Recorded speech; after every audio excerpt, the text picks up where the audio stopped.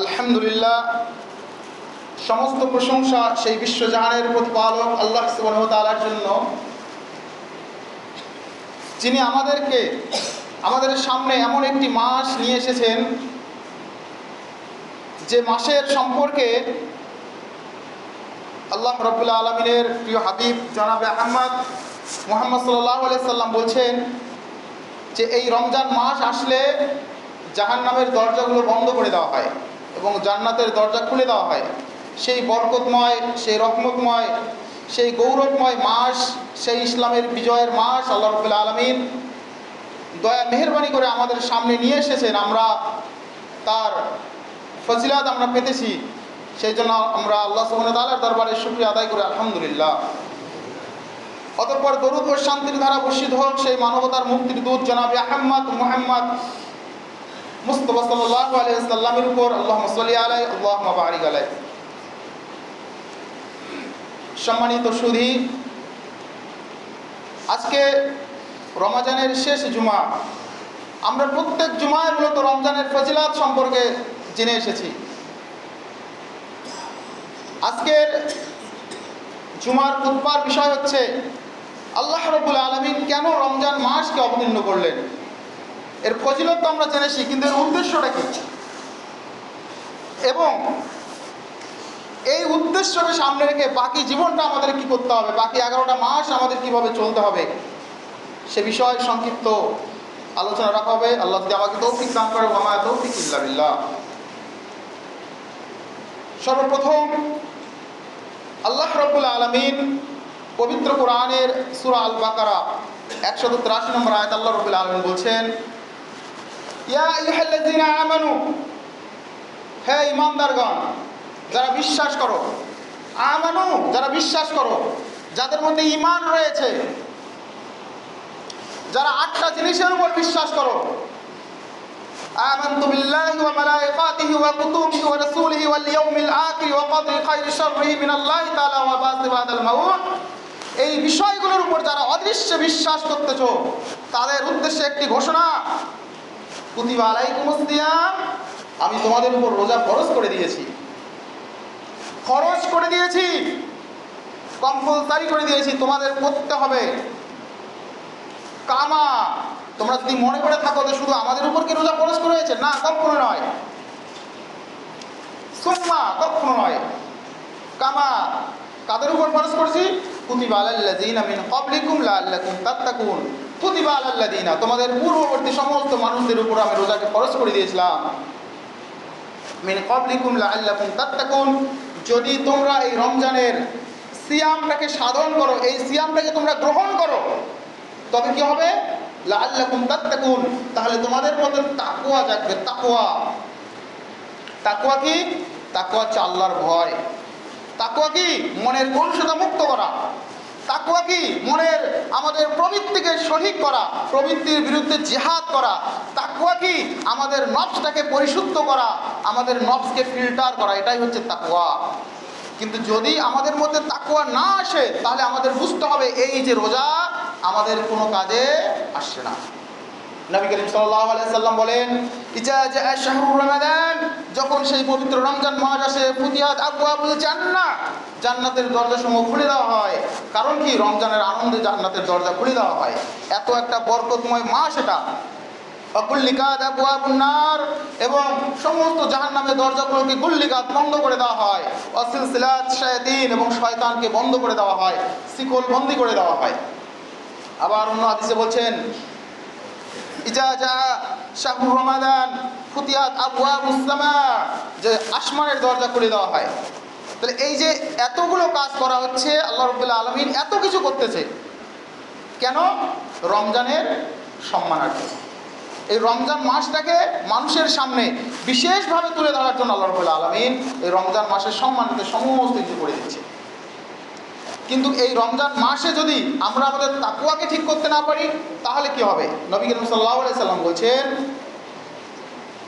কোনো ব্যক্তি যদি রমজান মাসে রোজা রাখার পরেও নিজের নফসকে, নিজের তাকওয়াকে, নিজের চরিত্রকে, নিজের মুখকে নিজের ঈমানকে শক্ত করতে না পারে, সব কিছু যদি পরিপূর্ণ করতে না পারে, তাহলে সে যে এই যে সুবে সাদেক থেকে নিয়ে গুরুব পর্যন্ত, মাগরিব পর্যন্ত সে যে পানাহার বন্ধ করে থাকলো, এটা তার কোনো কাজেই আসবে না। তাহলে কত বড় কথা! আমাদের রমজান আসছে পরিবর্তনের জন্য। আল্লাহ রাব্বুল আলামিন রমজানকে শুধু শুধু পাঠায়নি পৃথিবীতে, রমজানকে শুধু শুধু পৃথিবীতে দেয়নি, কারণ রমজান হচ্ছে পরিবর্তন। রমজান হচ্ছে পরিবর্তন। কেমন পরিবর্তন আমরা পরবর্তীকালে বুঝতে পারবো, একটু পরে আমরা কিছু উদাহরণ দিয়ে দেবো ইনশাআল্লাহ। যে রমজান পাঠানো হয়েছে মানুষকে পরিবর্তন করার জন্য, সব ধরনের পরিবর্তন, দৈহিক, মানসিক, শারীরিক, সব ধরনের পরিবর্তনের জন্য রমজানকে পাঠানো হয়েছে। কিন্তু যদি এই পরিবর্তন না হয়, তাহলে রমজান কোনো কাজে আসবে না।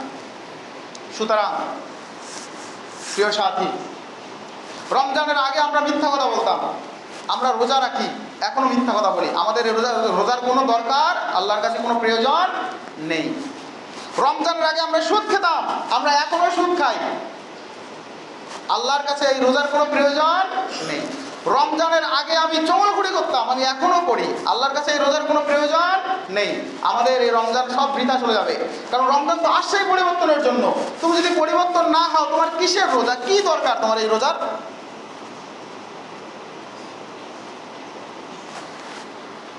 রমজানের আগে আমি অহংকার করতাম, রমজানের আগে আমি ক্ষমতার বল দেখাইতাম, অথচ রমজান যাচ্ছে, আমার সেই বলের এক বিন্দু কমেনি, আমি ক্ষমতার বল দেখিয়ে যাচ্ছি। এই রোজার আল্লাহর কাছে কোনো প্রয়োজন নেই, এই উপবাসের আল্লাহর কাছে কোনো প্রয়োজন নেই। এই জন্য রমজানকে বলা হয় যে তাকওয়া অবলম্বনের মাস। এই জন্য রমজানকে পরিবর্তন করতে হবে। রমজানে নিজেদের পরিবর্তন। আমাদের নফস কোন জায়গায় আছে? আমাদের নফসের তিনটা পার্ট থাকে, তিনটা ভাগ থাকে। একটা হচ্ছে নফসে লাওয়াম্মা, সর্ববড় হচ্ছে নফসে আম্মারা, তার থেকে মধ্য অবস্থায় রয়েছে নফসে লাওয়াম্মা, এবং সব থেকে ভালো হচ্ছে নফসে মুতমাইন্না। কিয়ামতের দিন আল্লাহ রাব্বুল আলামিন শুধু কাদেরকে বলবেন? ইয়া আইয়ুহান নাফসুল মুতমাইন্না ইরজি ইলা রাব্বিকি রাদিয়াতাম মারদিয়া ফাদখুলি ফি ইবাদি ওয়াদখুলিল জান্নাতি। যে হে প্রশান্ত আত্মা, যারা নফসে মুতমাইন্না রয়েছে, যারা ভালো কাজ করেছো, ফাদখুলি ফি ইবাদি, তোমরা চলে যাও, শামিল হয়ে যাও আমার সেই বান্দাদের সাথে যারা ইবাদত করেছে, ওয়াদখুলিল জান্নাতি, এবং জান্নাতে প্রবেশ করো। কিন্তু দুই শ্রেণীর নফসের কোনো জান্নাতে প্রবেশ হবে না। এক হচ্ছে নফসে আম্মারা, নফসে মুতমাইন। নফস মানে হচ্ছে আমাদের অন্তর, আমাদের বিবেক, আমাদের জ্ঞান, আমাদের মন, আমাদের তাকওয়া। এই জিনিসটা হচ্ছে তিনটা ভাগ রয়েছে। এক হচ্ছে আমরা সব থেকে খারাপ পর্যায়ে চলে গেছি, আল্লাহকে ভুলে গেছি, যত ধরনের শয়তানি আমাদের মনের মধ্যে। রমজান মাস আসছে কিন্তু আমরা ভুলি নাই। এই জন্য আমি একটা কথা বলেই থাকি, যে হিন্দি দিয়ে এই কথাটা বলে থাকি কি রমজান ইয়ে সমঝানে কে লিয়ে আতা হ্যায় কি হার বুরা কাম শয়তান কা নেই হোতা। যে রমজান এইটা বোঝার জন্য আসে যে সমস্ত ধরনের খারাপ কাজ আমরা মনে করি শয়তানের কাজ, কিন্তু নয়। তার থেকে বড় শয়তান আমাদের ভিতরে ঢুকে আছে। যে শয়তান তো বন্ধ আছে, তাহলে শয়তানি কাজ করবেটাকে? এই জন্য মেন সব থেকে বড় জিহাদ, সব থেকে বড় জিনিস হচ্ছে আমাদের নফসকে পরিবর্তন করা। আমাদের নফস কোন পর্যায়ে আছে আমাদের দেখতে হবে। আমরা কি সব থেকে খারাপ পর্যায়ে চলে গেছি, তাহলে বুঝতে হবে আমাদের নফস রয়েছে নফসে আম্মারা। আমাদের ভালো হওয়ার, আল্লাহর কাছে যতক্ষণ না তওবা করে আমরা ফিরে আসবো, ততক্ষণ আমরা ভালো হতে পারবো না। আমরা যদি নফসে লাওয়াম্মার মধ্যে আছি, যে কখনো ভালো করি, কখনো খারাপ করি, কখনো একটু শয়তানের কাছে চলে যাই, আবার কখনো ইমানের মধ্যে চলে আসি, তাহলে বুঝতে হবে যে আমি মুক্ত পর্যায়ে আছি, আমি সেখান থেকে খুব তাড়াতাড়ি আমাকে ফিরে আসতে হবে। রমজানের মাত্র কয়েকটা দিন আছে, আমাদের খুব তাড়াতাড়ি আল্লাহর কাছে তওবা করে আমাদেরকে ফিরে আসতে হবে। আর আমরা যদি আমাদের বুঝতে পারি যে না, আমি খারাপ কাজের ধারের কাছেও যাই না, কোনো ধরনের শরিয়া বিরোধী কোনো কাজ করি না, তাহলে বুঝতে হবে যে না, আমাদের প্রশান্ত আত্মার মধ্যে আছে, আমরা হচ্ছে নফসে মুতমাইন্না। তাহলে আল্লাহর কাছে শুকরিয়া আদায় করে আমাদের বেশি বেশি করে এই নফসটাকে আমাদের এগিয়ে নিয়ে যেতে হবে। তবেই এই রমজান আমাদের সার্থকতা অবলম্বন করবে, নচেত আমাদের এই রমজান আমাদের কোনো কাজেই আসবে না। রমজানকে এই জন্যই পাঠানো হয়েছে, রমজানকে এই জন্যই দেওয়া হয়েছে। সমস্ত ধরনের পরিবর্তন হয়েছে রমজানে, সমস্ত ধরনের পরিবর্তন। তাহলে আমরা মনে করি নেই, আমরা একবার ভেবে দেখি, আজকে আমাদের 27টা রোজা চলে যাচ্ছে। আমরা এই প্রথম রোজা থেকে নিয়ে এই পর্যন্ত আমরা একবার শুধু ভেবে দেখি যে আমরা এই রমজানের শুরুর পরিকল্পনা কী ছিল, যে আমি এই রমজানে কি হব, এই রমজানে আমার অন্তরটাকে আমি কতটা কলুষমুক্ত করব, এই রমজানে আমি আমার ঈমানটাকে কতটা সমৃদ্ধি করব, এবং এই পর্যন্ত আমি কতটা কি করতে পেরেছি। আমাদের শুধু এইটুকু একটু ভাবতে হবে। আমরা একটু বাড়ি থেকে ভেবে দেখবো যে আমরা করেছি কি। এখনো সময় আছে, কয়েকটা দিন সময়, যে আমরা এই রমজানের মধ্যেই আমাদের নফসটাকে পবিত্র করে নেই, আমাদের অন্তরটাকে আমরা কলুষমুক্ত করে নেই।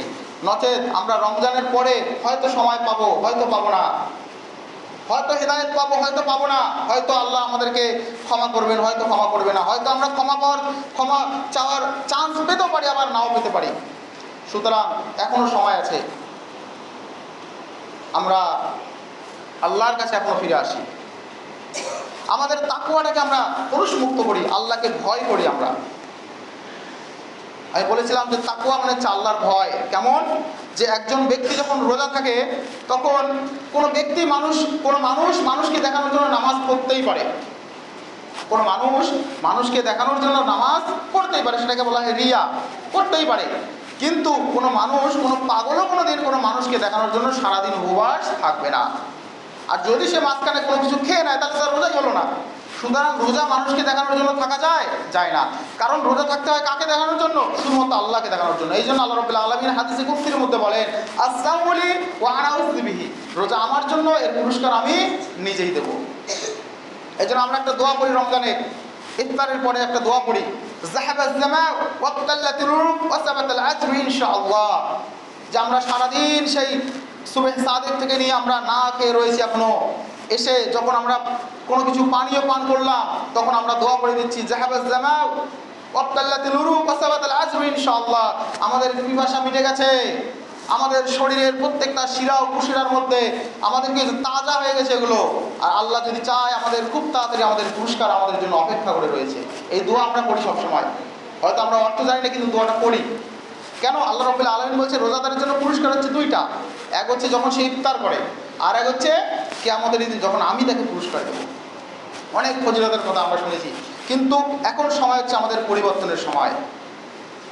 শুধু ফজিলত দিয়ে কোনো কিছু হবে না, ফজিলত দিয়ে কোনো কিছু শুধু হবে না, পরিবর্তন করতে হবে, নিজেকে পরিবর্তন করতে হবে। পরিবর্তন না করলে কোনো কাজে আসবে না। আল্লাহ রাব্বুল আলামিন আমাদের প্রত্যেকে, আমরা যেন রমজানের ফজিলতের সাথে সাথে রমজানের গুরুত্ব বুঝে আমাদের জীবনটাকে এগিয়ে নিয়ে যেতে পারি। আল্লাহ রাব্বুল আলামিন আমাদের তৌফিক দান করুন। আমিন। ওয়া আখিরু দাওয়ানা আলহামদুলিল্লাহি রাব্বিল আলামিন।